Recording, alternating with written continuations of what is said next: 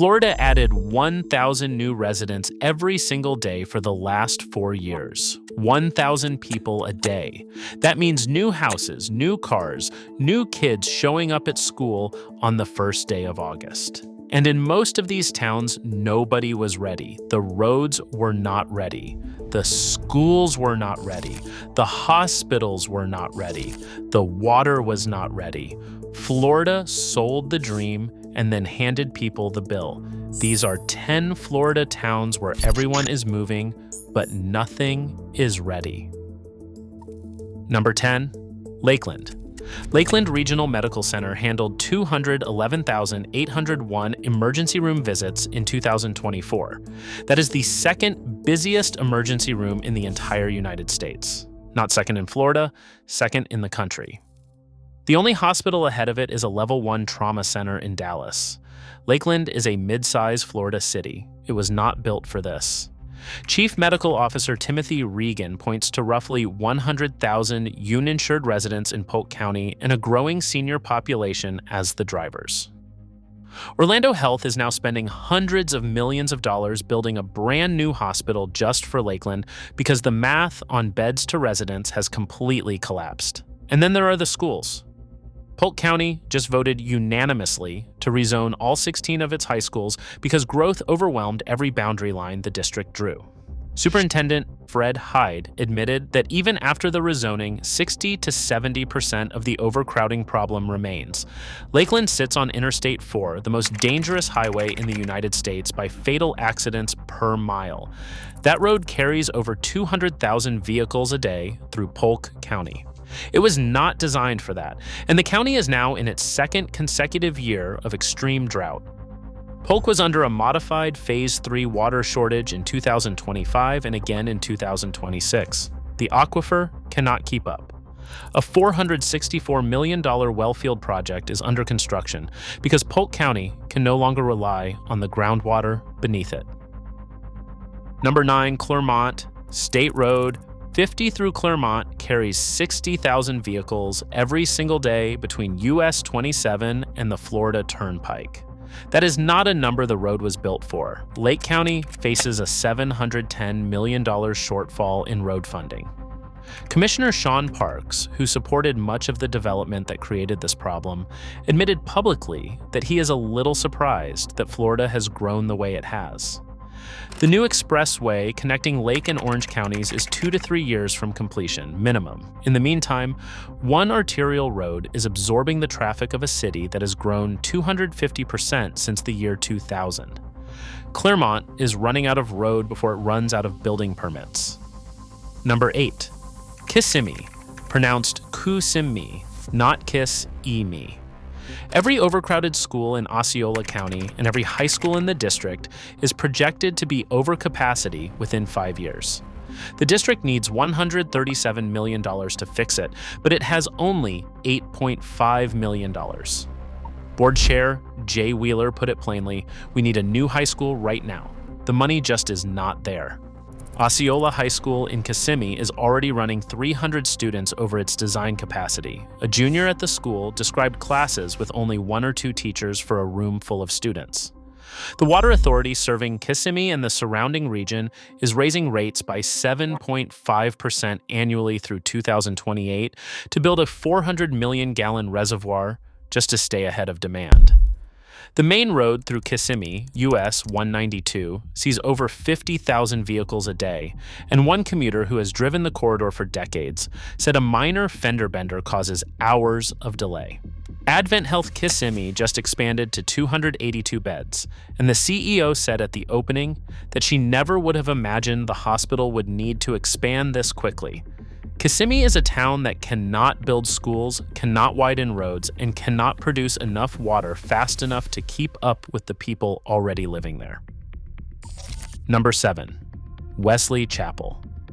Wesley Chapel was farmland and orange trees 30 years ago. Today, it has 4 hospitals under construction or operating, including a $330 million Johns Hopkins facility because 93% of children in the surrounding counties currently travel outside the area for specialty medical care. The schools hit 143% of capacity at Wiregrass Ranch High School. One elementary school hit 169%. The district is building a new high school 2 full years ahead of schedule because it cannot wait. Superintendent John Legg said he cannot rezone East Pasco into West Pasco because the geography is too big and the drive is an hour and a half on a good day. The planned upgrade to State Road 54 at US 41 nearly doubled in cost in 2 years, from $260 million to $516 million before a single lane opened. Wesley Chapel is still technically unincorporated.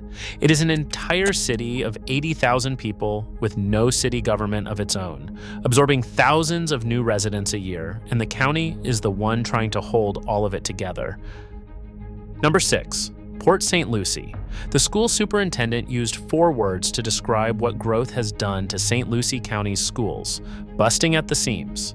Enrollment jumped 14% in 4 years. New Legacy High School opened in August 2025 with a capacity of 1,859 students and was already at capacity before the year ended.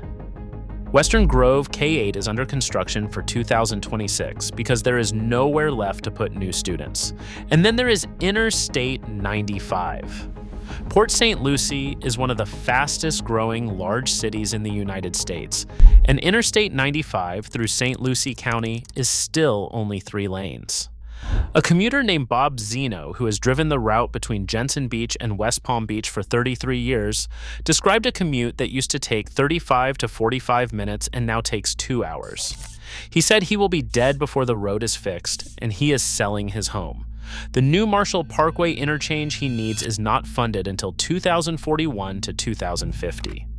City Council member David Pickett said it plainly: this interchange is needed now, not 2040. We are halfway through this list, and the towns ahead have numbers that are harder to believe than the ones you just heard. We already covered the Florida towns that doubled in population in just the last few months, and the numbers there showed you what explosive growth looks like from the outside. This list shows you what it costs on the inside. Hit subscribe and stay with us, because number 1 on this list is the town where the springs are literally running dry. Number 5, Palmcoast. Flagler County grew 21.7% between 2020 and 2025. That is the 6th fastest growth rate of any county in Florida. Palmcoast went from having 1 hospital to having 2. After Advent, Health spent $167 million opening a second campus in 2023, specifically because the first one was running over capacity in its emergency department. The new hospital's first year of operation saw 30,000 emergency room patients. Flagler County is 31.8% seniors, which is one of the highest concentrations of elderly residents in the state. There is 1 highway connecting most of Palmcoast to everything else, US 1. 5 overlapping Florida Department of Transportation projects are active on that corridor right now. The Matanzas Palmcoast Parkway connector loop alone carries a $125 million price tag. The city is trying to build its way out of a traffic problem created by the same growth that brought the residents who are now stuck in it. Number 4, Nocatee. In St. Johns County. Say it correctly, Nocatee. Creekside High School was built for 1,500 students at a cost of $65 million. It currently enrolls more than 2,500. That is 170% of its designed capacity, and it opened only a few years ago. Pine Island Academy in Nocatee was built for under 1,500 students and now holds more than 2,000.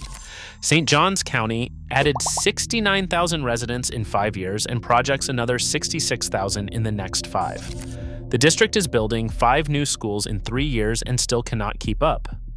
Former Superintendent Tim Forson said that if you are a family moving into the county, there is a great chance your child will be rezoned between kindergarten and 12th grade.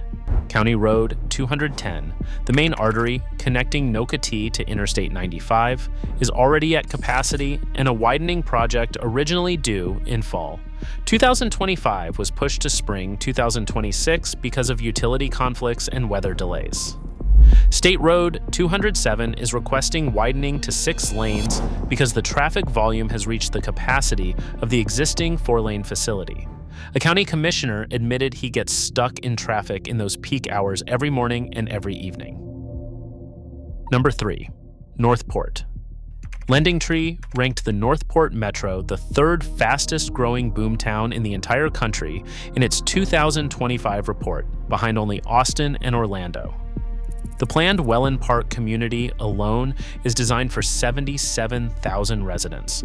A multi-year reconstruction of the Interstate 75 interchange at Sumter Boulevard just started, with completion not expected until early 2027. Sarasota Memorial Hospital reported that time from arrival to hospital bed is up 43% since 2022. The hospital director said she has personally never seen emergency room wait times this high in her entire career. She explicitly named population growth as the cause. Number 2. Lakewood Ranch and the Bradenton area.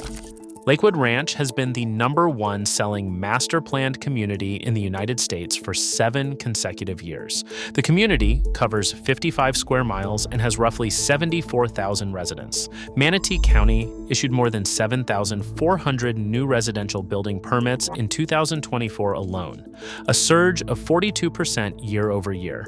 And then the water emergency arrived. In January 2026, the Southwest Florida Water Management District declared a modified Phase 2 severe water shortage for Manatee County. In April 2026, it escalated to modified Phase 3, extreme. Lake Manatee, which supplies 2/3 of the county's drinking water, sat at historically low levels. The region recorded its 10th driest year in 130 years. Residents can now water lawns only once a week between midnight and 4 in the morning. This is not a future problem. It is happening right now in the fastest-selling master-planned community in the country. Number 1. Springhill in Hernando County. Say the spring name correctly, Weeki Wachee. Weeki Wachee. Weeki Wachee Springs has been flowing for thousands of years. The historic average flow, measured from 1917 to 1974, was 176 cubic feet per second. Today, the spring runs at approximately 109 cubic feet per second. That is 38% below its historical average. On December 12, 2025, Florida State Parks suspended the Weeki Wachee Wilderness River Cruise during daytime hours because the water level was too low to run the boats. The kiddie pool at Buccaneer Bay is closed indefinitely. This is not an ancient slow decline. Spring Hill has 30 active Class A subdivisions right now with nearly 6,000 new dwelling units under construction. Hernando County has been under the strictest permanent watering restrictions in the Southwest Florida Water Management District since 2010, just 1 day of outdoor watering per week. Per capita water use is still climbing. New subdivision homes. Average 170 gallons per day, some over 200. The county is building thousands of new homes around a spring system that is already running at 62% of its historic flow. The spring is one of the most filmed, most recognized natural landmarks in Florida. It is disappearing while new rooftops go up all around it. Florida's infrastructure report card from the American Society of Civil Engineers gave the state a C+ overall in December 2025. Schools got a D+. The Central Florida Water Plan projects a shortage of 96 million gallons per day by 2045 if the state cannot complete 167 separate water supply projects in time. The people are already here. The roads and schools and hospitals and springs are trying to catch up. In most of these towns, they are not catching up. They are falling further behind every month. Drop a comment and tell us which of these towns you are watching or if you are already living in one of them. Are you seeing the strain where you live right now? And if you want to understand why so many people are still moving to Florida despite all of this, the towns that doubled in size in the last few months show you exactly what is pulling them in before the problems catch up with them.